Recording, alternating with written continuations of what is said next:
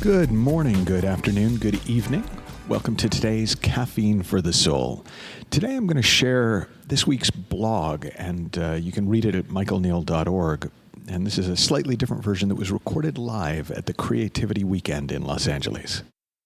Love and creative disruption.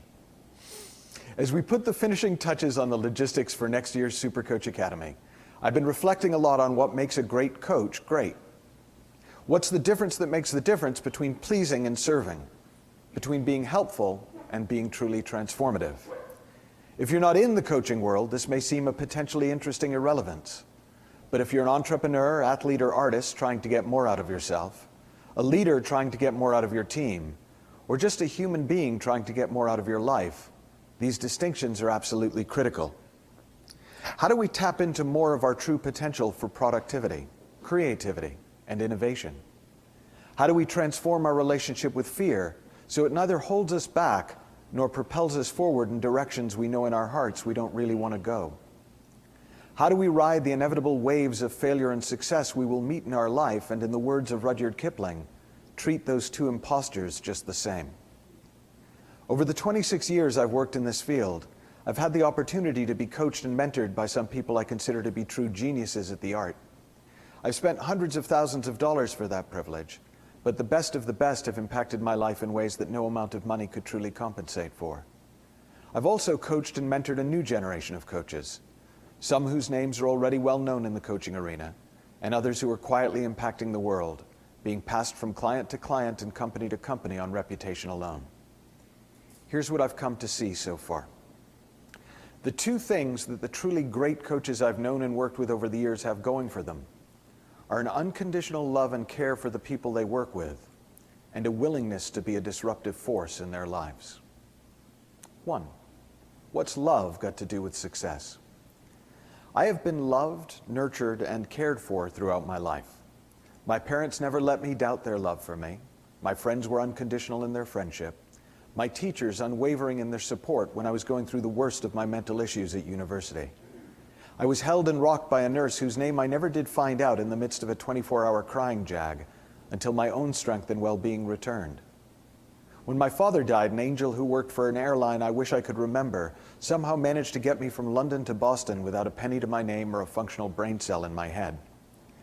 Yet until I worked with a man named Bill Cumming, it never occurred to me that I might in any way be worthy of any of that love. For 18 months, Bill would repeatedly tell me that he loved me. I knew he didn't mean it in any sort of romantic sense, but early on in our work together, I thought it was a tactic. Eventually, I chalked it up to his being charmingly eccentric. My certainty that I was a worthless piece of shit, regardless of what anyone said, smashed weakly into his certainty that my value and worth in the world were a given, regardless of anything I did. I remember to this day hanging up the phone after our umpteenth argument about why I was never going to amount to anything. And it suddenly occurred to me that maybe he was right and I was wrong. That was the first time I was able to really feel love from anyone other than my wife or my pets, and it changed my life. I began to own my power to create in a new way and stopped stopping myself from sharing the best of what I had to offer with others. My career began to take off, and I was amazed at the seemingly miraculous things that began happening in my life. Love became the heart of my work, to an almost embarrassing extent, because I thought the magic was in saying the words, "I love you."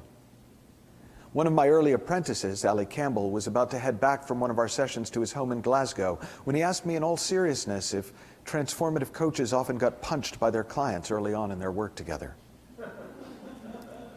Eventually, it dawned on me that the magic had nothing to do with the language, and everything to do with the genuine good feeling, kindness, and respect between coach and client. After being coached by Steve Chandler, who I suspect will be mortified to be included in this litany lest I imply he ever told me that he loved me, I went on to work with his coach, Steve Hardison, who charged what seemed to me at the time the ungodly sum of $150,000 a year.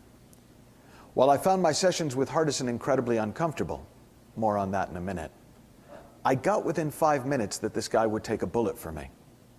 And while I might not be the best person to hang out in a foxhole with, I feel my arguments for why it makes perfect sense that those people over there are shooting us, given the thinking they have that looks real to them, might get really annoying in that context.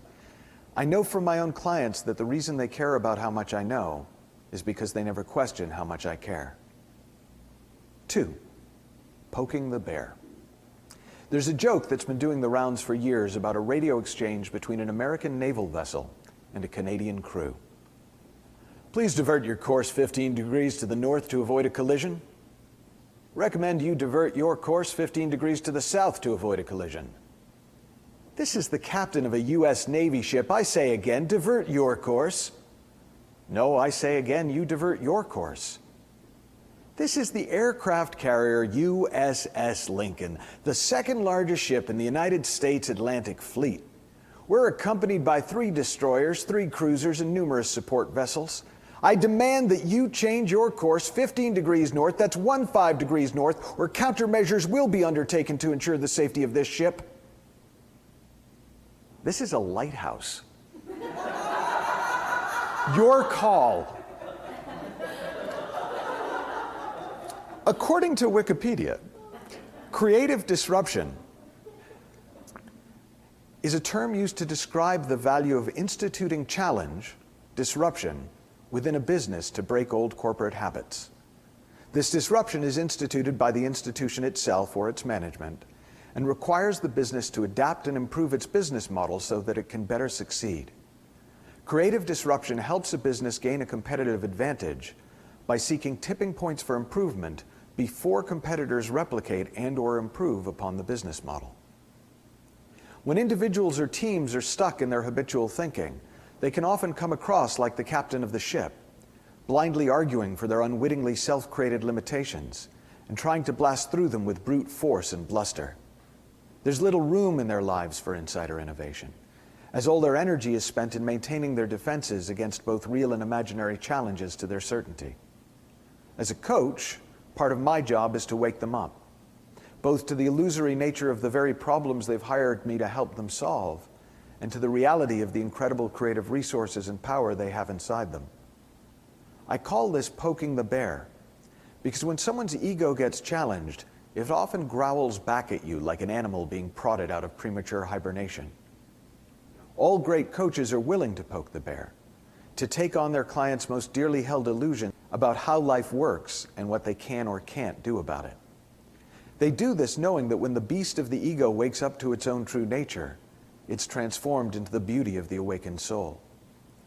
Of course, without the presence of loving kindness and genuine rapport, having your ego poked is just annoying. And if it's done with any sense of judgment or disdain, things can turn downright hostile. That's why many coaches shy away from taking on their clients' misunderstandings about where their feelings are coming from, or talking about a spiritual truth beyond our individual beliefs.